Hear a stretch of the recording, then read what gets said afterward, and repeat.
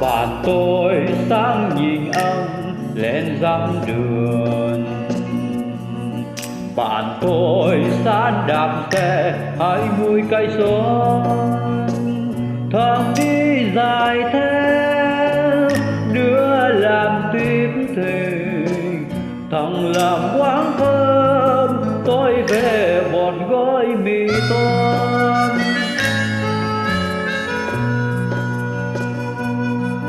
Tôi về kể chuyện nhau nghe, chuyện buồn vui ngày tháng xa nhà.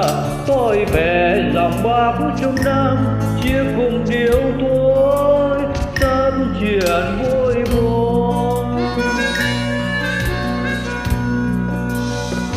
Miền Tây nước lớn nước ngồi không miên, miền Trung lũ lụt chút đêm không ngủ.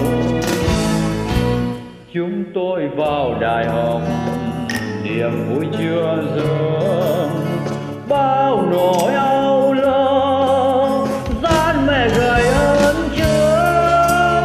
Tóc ba thêm sợi bàn chiều nay tin báo không xa, lòng con Chúa thơm. Con chưa về lòng thắt cơn đau.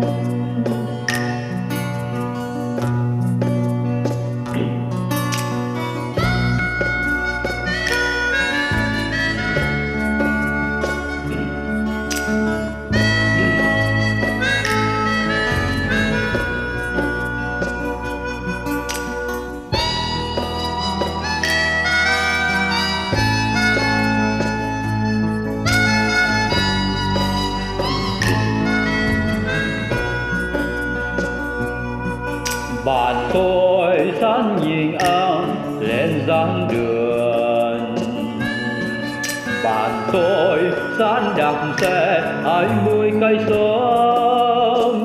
Thằng đi dài theo đứa làm tiếp thì thằng làm quán cơm, tôi về một gói mì tôm.